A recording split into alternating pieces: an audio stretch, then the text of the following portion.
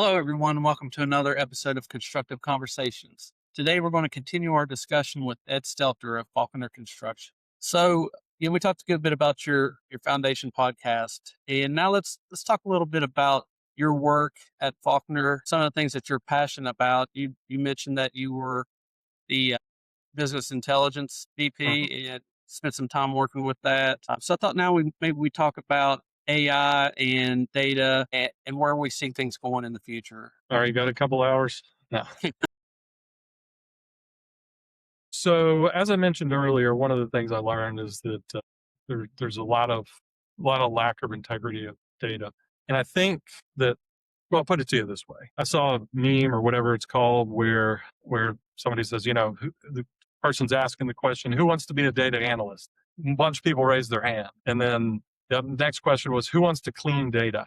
Nobody raises their hand. I do think that every company, and I even heard VDOT say this, where they have oodles and oodles and oodles, just volumes and volumes and volumes of data, but they have very little information. And when I took over as chief estimator for Faulkner, one of the first things I did, and this was back in a spreadsheet and downloading a lot of things, I went in and dumped a lot of our bids that we put together, and I broke them down by size, broke them down by market sector, public bid, private bids, just different things. I started breaking it down and saying, okay, what is our hit rate in these different areas? We kind of, our gut, we knew what was where we were more successful than not, but never really had that on paper until I started really diving in deep to it. And I guess fast forward a number of years, again, I kept that up, and the gentleman that took my place behind me, he continued to kind of keep up that spreadsheet. Back in, I think, 2020, we ended up getting a CRM system, and through that, we started keeping more accurate information and just tracking our clients and our bids. And I was able to tap into those data sets and get into the weeds on that. And really, again, that's where it kind of opened my eyes, where wait a minute, this isn't quite looking right. This information was entered wrong. And I could go into story after story about, why information is entered wrong and why some people aren't held accountable. And again, if people aren't watching, it's hard to hold people accountable. And then if you're telling people you're needing this information so that it will help drive decisions, but then you're never doing anything with it and you're not giving them feedback and not driving any decisions from it, then there's those people that are entering the data, they kind of aren't as worried about it because nobody's ever checking. So it's kind of a vicious cycle. So when I started doing this, I started becoming a little obsessive about, making sure things were right. One of my colleagues, Christine Cunningham, is quite the perfectionist. She was working alongside me, and she helped me, along with a number of other people, kind of rein some things in and try to clean some things up and standardize things, which we've tried over the years to standardize things, and we've had some successes and some failures, but again, no long-term successes. We are now, so we've come a long way. But one of the things while I was on this journey, luck companies had talked to one of their folks over there, Travis Tuning, a number of years ago, and he was telling me what they were doing about their data journey and all that. Ended up circling back with him probably about a year into my journey and said, okay, where are you guys and what are you doing? He kind of had a similar start that I did in data. He started just messing with it on his own. It wasn't in his job title. It wasn't his responsibility, but he was curious, and I'm curious too. But he started poking around and started saying, okay, this is kind of interesting. Well, they ended up doubling down on that and ended up running with it. But he was telling me it took them about 7 years to where people quit bringing spreadsheets to their meetings and people started relying on their internal dashboards. And it's like, okay, this is fact, and we can rely on this. Another thing I've learned over time too is that, when there's a problem with the dashboard data or what it's reporting, I would say 98 times out of 100, somebody entered something wrong, or there's a hiccup in Microsoft.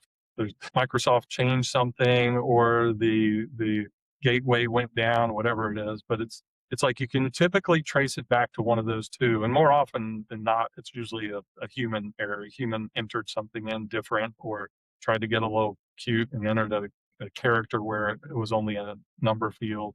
So it's been interesting. But along the way, I've, again, like I mentioned earlier, I've continued to gain so much more clarity and insight into our numbers and the health of our company.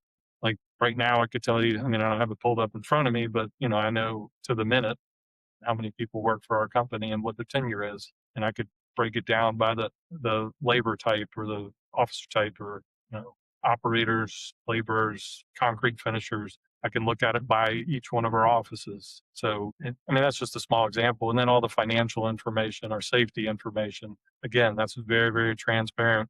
Just to give you an example of a little hiccup we had recently, but we had a recordable show up on our safety statistics, or excuse me, on our safety dashboard, and people were questioning it. I look into it, dig it up. Superintendent ended up clicking a little box that said recordable on a little accident out in the field. I think a skid steer bumped into something or whatever, but somebody clicked recordable.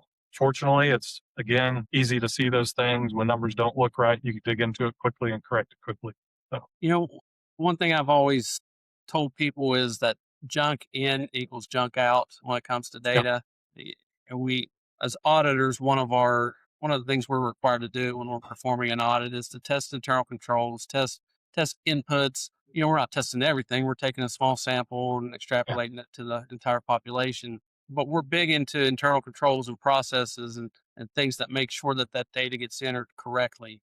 yeah, We do a lot of review engagements where we don't have to test that. There's a lot of smaller contractors that don't require audits, and you see the data a little bit more reliable the bigger the company yeah. gets as far as their requirements for audits and their internal controls get more constricted. When things aren't as loose as maybe a mom and pop shop, entering information into QuickBooks.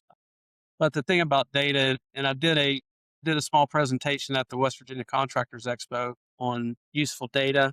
And if it's not useful, then there's no point in analyzing it. You have to have So useful to make informed decisions. And that's the whole purpose of data, is to help you make informed decisions on a daily basis. And it can be 6 months from now when you're getting data for the last 6 months. So I understand the high importance of data that it has integrity and data you can rely upon. I understand that there are barriers to getting good information, good data entered and back out to the company to make informed decisions. for sure. And I think, our accounting controls are pretty good. So we're not taking away from any of that. Usually where the challenges is information getting entered into the field that does not necessarily go into an accounting field, like quantities, production, diary related information. That's where a lot of the challenges come from.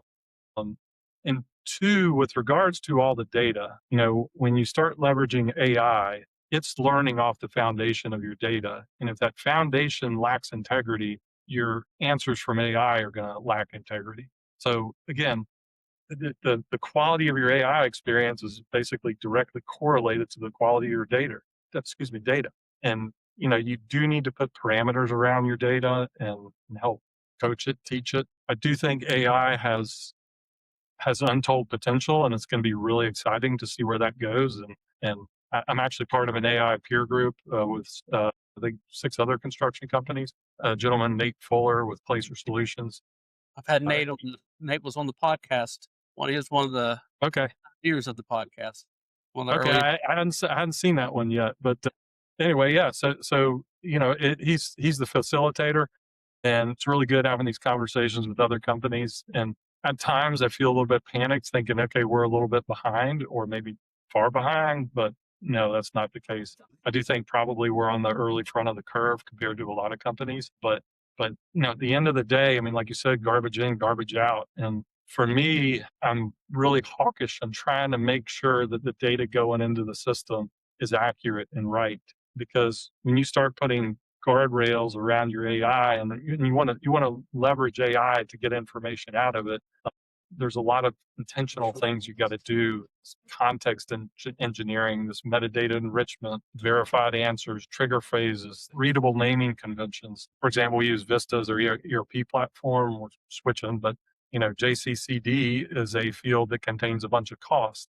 Well, AI doesn't know what JCCD is. So again, it's the naming conventions. You gotta coach AI in order to get something out of it. Or else it'll hallucinate and give you some Yeah.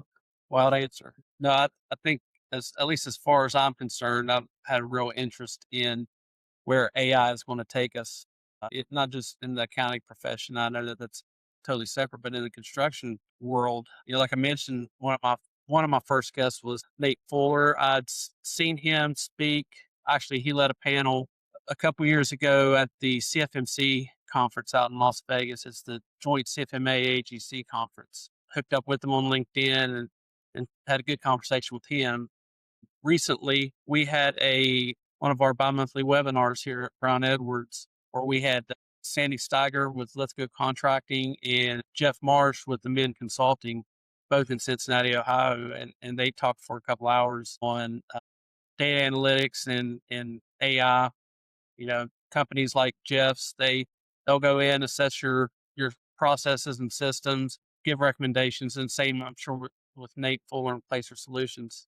But I believe, and you mentioned that you thought maybe or worried a little bit that you were behind the curve. And I think if you're even thinking about it right now, then you're already behind the curve. If you've put the first piece of software in, you're already behind the curve. And I don't mean that in a bad way. I just mean that in a way that AI is progressing so rapidly, it's impossible to keep up with. But I think like you all are on a peer group. You're looking into it. If you're not looking into it, then you're behind the curve where everybody else is. I mean, you're ahead of Yeah. you're ahead of everybody else because I don't see a lot of people looking into AI. I want to say in West Virginia, although I'm not in everybody's office in West Virginia. I don't see this big push for implementing AI in construction yet. But like I mentioned, it evolves so rapidly that you got to start now, or you're just gonna get left behind. It's gonna be impossible Absolutely. to catch up. Well, it's interesting. One of the things, and I couldn't remember the term, and I actually looked it up, but the productivity J curve. Basically, it's a pattern where performance gets worse before it gets better. And the presentation I was listening to, where they were sharing this kind of productivity J curve or technology J curve, it might be technology J curve, but the example they were given was the steam engine when they came out with the electric motor. Steam engine was typically centrally located in a plant, and it had belts running to different things. And so that was, you couldn't have a bunch of little steam engines all over the plant. You had one with belts running all over to power things. When they came out with the electric motor, they basically replaced the steam engine with the electric motor in its place. And then somebody realized so production didn't really increase. It was just a different kind of type of power output. And somebody realized, hey, we can break down these motors to smaller motors and isolate them in different parts of our manufacturing process and scatter them horizontally across a larger area and power accordingly. And so it took a while when the electric motor came on board for things to for productivity to start improving. And I think with regards to, Faulconer's data strategy, we've been working on, and especially onboarding a lot of new software platforms, I don't think we're going to see the result right away. And then, like I said, with the data strategy that I was working on, I don't think we were seeing the fruits of our labor to the extent we will here in the future, because it takes some time to learn what's working, what's not working, and try to figure out how to better leverage it. Yeah, that's excellent points. So a lot of people get scared when they hear AI, and it's not just that they think Terminator robots are going to come back and take over the world, but they also worry about AI replacing their jobs. Now, I want to ask you that, and then I'll let you know my take on it. But how do you feel about? Is there any concern for that, or where do you think AI is going to take people? I think AI will replace jobs, but there are jobs tomorrow that we don't know, or there's jobs that will exist tomorrow that we don't know exist today. So I do think some jobs will become obsolete, or more or less, or be pared down significantly. But I think there's going to be so many more opportunities opening up. I do feel in the near future, it may be a little short term until data gets better, but I think data curation will probably be a profession or field that I think is probably going to take off to some extent. You're going to have some human oversight to make sense of a lot of data that has been maybe not as organized as it was before, but just try to make sure your data sets are curated accurately curated well. We could talk about robotics and autonomous vehicles. I think you were out in Phoenix, Phoenix. CFMA recently. Yeah, I Oh, know my wife and I were out there back in October, and there's Waymos running all over the place like cockroaches. And I don't mean to say they're cockroaches. I thought they're awesome. I was like, hey, I need to get in one. And I told Billy, I said, if you do one thing while you're out there, jump in a Waymo. And he did. I think he texted me when he was in it. But that was a neat experience until I got back, and a couple weeks later, I saw an article that they recalled them because they weren't recognizing work zones, and they were driving through work zone, like blocked off oh, work zones. So it's like our trip, our 30-minute trip in a Waymo, at least didn't hit any work zones. that's good. Yeah, I do think, I kind of am serious when I say this, but I do believe maybe towards the end of my lifetime, the job site of the future, as far as like grading goes, will be run 24/7, except for when they're fueling the equipment or repowering the equipment, whatever that might look like. But I think it can work in the dark. And there's the old saying, and I've shared this many times, but the factory of the future is going to have a man and a dog, and the man's going to be there to feed the dog, and the dog's there to make sure the man doesn't touch anything. And but you do look at, I do believe that there'll probably be equipment deployed on a job site, and it's going to be running 24/7 and day and night, grading a job autonomously, and just a bunch of ants running around doing their work. And then there's going to have to be a little bit of human oversight, but maybe not nearly as much as there is today. But you look at Luckstone, I believe it's the Bull Run quarry up in Northern Virginia, but they have some autonomous haul trucks up there that are coming out of the quarry. No driver. Yeah, it's going to be interesting. I mean, autonomous trucks, excavators. Yeah, Mhm. it's going to be interesting times. I'll tell you one thing that Nate Fuller told me on the podcast. I mentioned to him my first experience with AI. I was actually sitting in one of our internal trainings, and we had a couple gentlemen get up there and give their presentation. And at the end of it, they said, "Oh, by the way, 90% of this was created using ChatGPT." And I thought, well, that's cool. I've never used it before. I'm gonna try it. And I just got finished putting together a presentation for a conference I was speaking at, and I thought I'm gonna put my bullet points, and I'm gonna put my idea into ChatGPT and see what it spits out. And it was about 70% of what I had already put together from my own brain.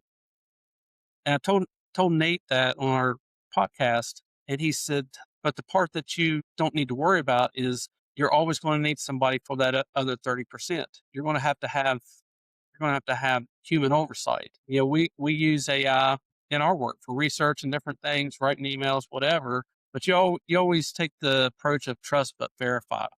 Absolutely. I'm like you, though. I do believe it will take some jobs, but it will create other jobs. Yeah, there won't be a big void in employment because of AI. One thing that I liken it to is back when I first started public accounting, everything was paper. Other than we would keep a trial balance in Excel. We would do things in Excel or Word and then print them out, staple them to 4-column papers, then put them on this big ring. We had a big folder about this Yeah. big. That was our audit files. And then we went to this electronic audit filing system where everything was linked and done everything on the software, and our paper files went from this down to this. It was like a couple of correspondence papers. And I thought, this could have a big impact on accounting jobs. And really all I've realized that it did was allowed us the capacity to do more financial statement Yeah. work, to do more CPA work. So the technology improvements, which were vast, going from paper audits to electronic audits, was huge from a mindset of, look how much quicker we can get things done. But again, all it did was it allowed us to grow and increase our production. And I think that's what we'll see also with some firms, jobs that they would normally pass on because they don't have the capacity. Now they have the capacity to take on more work as long as the work exists. Enough work A- except to go. Absolutely.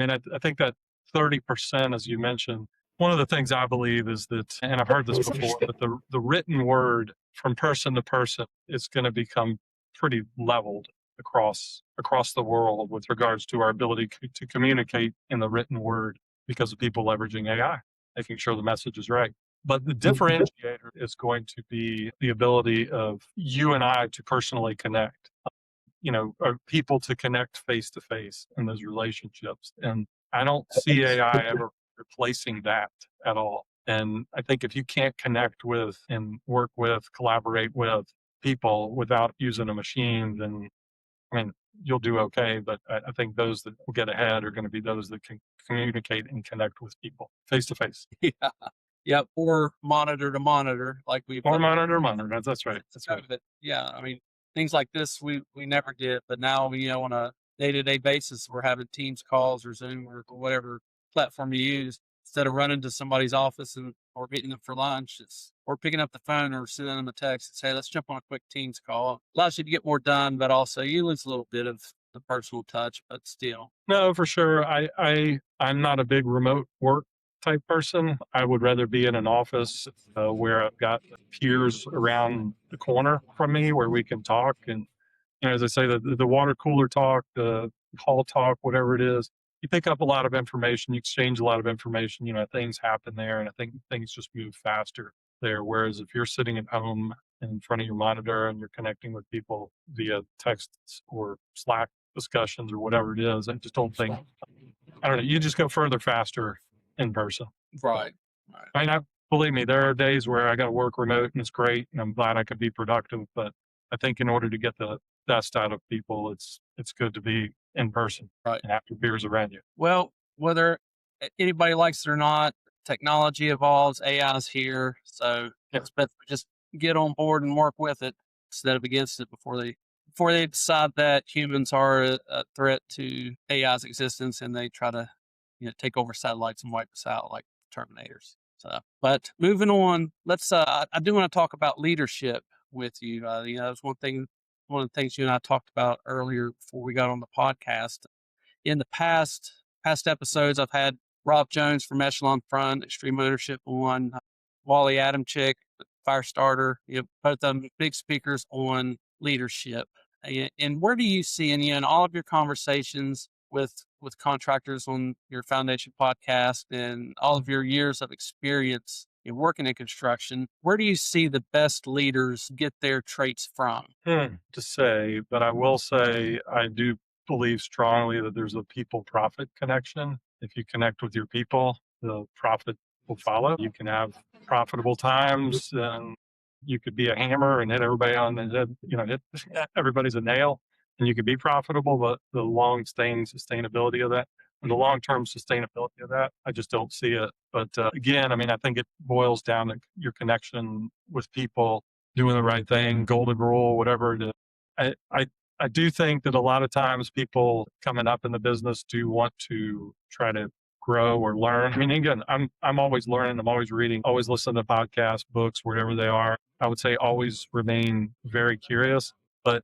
again, the ability to connect with people, I think, is what it really boils down to. You also got to have a strategic mindset. Again, being curious and about trying to figure out your plan of attack and the strategy moving forward, putting good people around you. One of the things that I had somebody ask me one time, I'm just not really important here at my company. What do I do? What should I do? And I'm like, hey, man, how do you lead when you're not in charge? And as I mentioned the story before, I'd always raise my hand in these meetings or conferences or whatever and ask a question. You continue to do that, you end up getting noticed a little bit. People start conversing with you and saying, hey, this guy's always raising this. He's engaged or she's engaged. And that is one thing that's really important to me. I will say that, our companies send us to these conferences, trade shows, whatever they are. It is really important that when you go and represent your company, that you are present and engaged.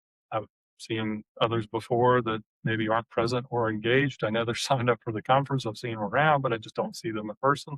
But I think as you continue to be engaged and present, it is something people start to pull you into their circles and say, hey, would you be willing to serve on this committee? Next thing you know, you're on the board or you're asking you to be on an executive committee or something. Just volunteer, participate, whether it's an industry association or the community. I mean, do the same thing in your community.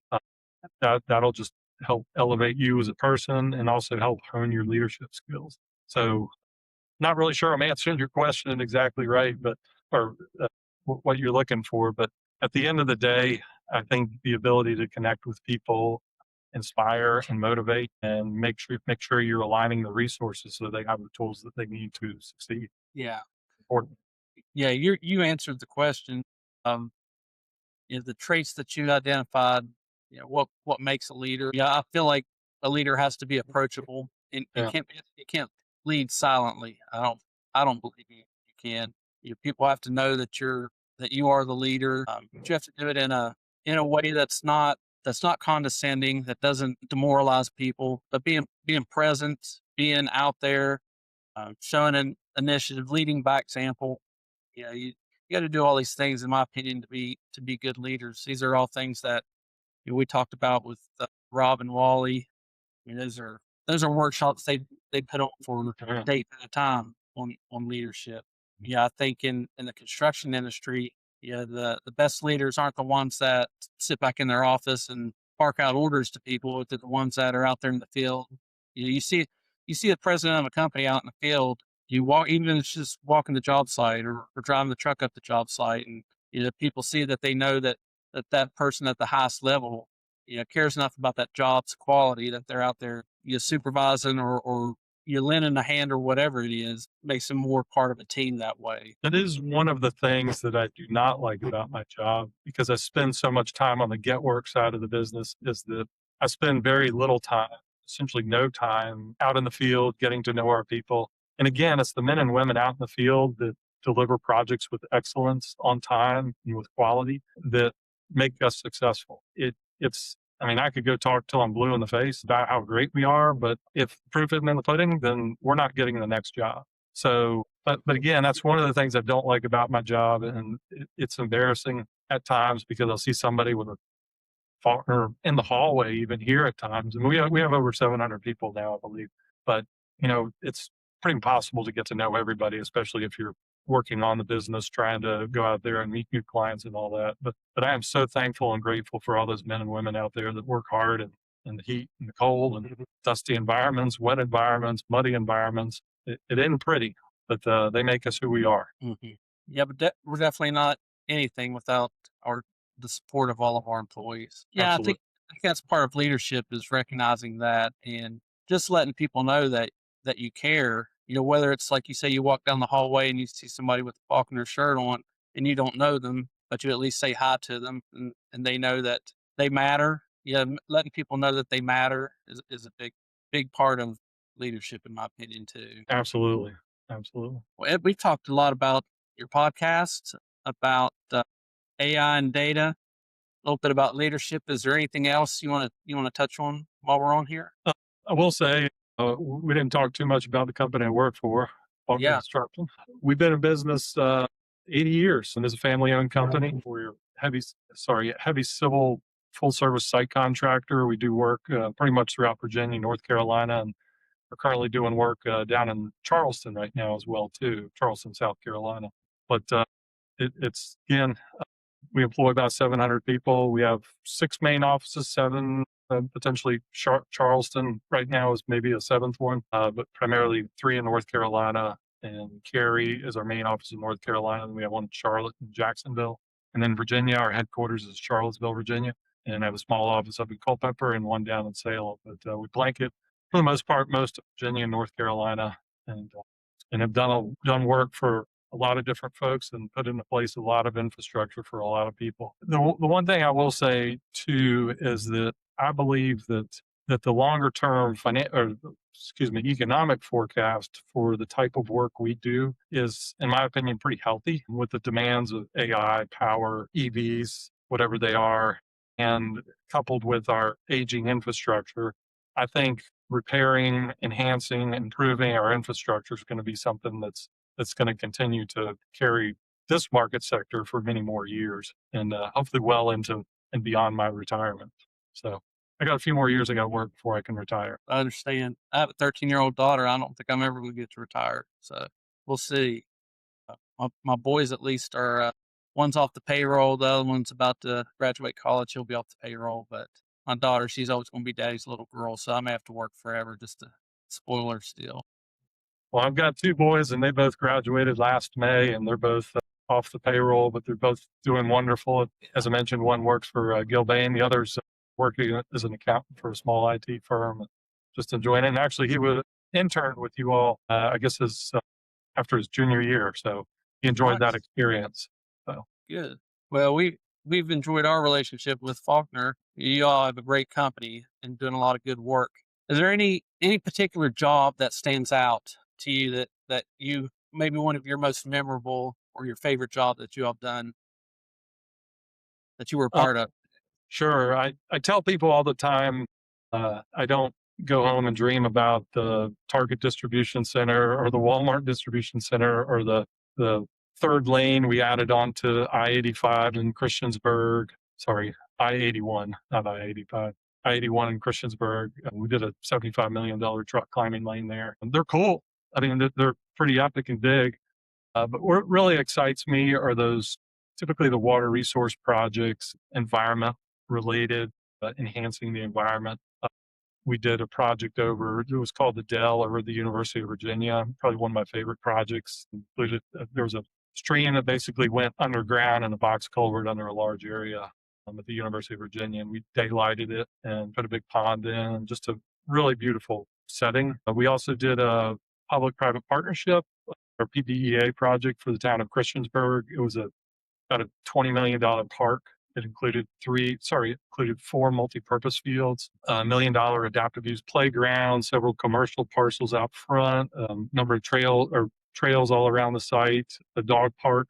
But that's something where families are going to go. A lot of smiles are going to be put on kids' faces. Kids are going to achieve their maximum potential by kicking that soccer ball through the goal or kicking it through the uprights. It's just a place families can go that makes them smile. However, on the flip side, you're going back to the roads. We want to make sure if grandma gets hurt or needs to go to the hospital, that she can get there quickly. We want to make sure that when people turn on the water, that the water's clean and they can drink it, or when they need to flush the toilet or put something down the drain, that it goes to a place where it can be treated properly. So all that is hugely important, but it's the projects that put smiles on people's faces that make me smile, that I'm most proud of. Building It's, places that help people and that people can use. yeah, for sure. But again, I think me being able to bring opportunities, me and my team, to be able to bring opportunities to the table for the men and women to come to work here and make an honest living and contribute to the community by making it better. That's what's important. So. Yeah. Well, I really enjoyed talking with you, Ed. You have a great first name. We share that in common. You go by Right. Ed. I've always gone by Eddie, but still. No, I really appreciate your time today. Your foundation podcast. I really enjoy it. You're doing great work with that. Keep that up. Maybe one day we'll collaborate and do two Eds in a podcast special episode together. That'd be awesome. We'll get somebody special guest on there. But I hope to have you again back on here. But I greatly appreciate you taking the time today out of your schedule to be on here. You bet. I appreciate all the work you're doing and spreading the messages that you're spreading. I think it's so important. And again, I'm a curious person. I enjoy learning. There's a lot of podcasts out there. I've listened to probably half a dozen of yours, and I want to go back and listen to the Nate Fuller episode. So I'm like, hey, I missed that one. So anyway, just keep up the great work. You guys, glad to be a partner with you guys and continue the friendship for many more years. Thank you, Ed, for those words too. So there you all have it. This wraps up another episode of Constructive Conversations. Be sure to watch this podcast on YouTube or listen to it wherever you get your podcasts. Until the next time, keep building, America.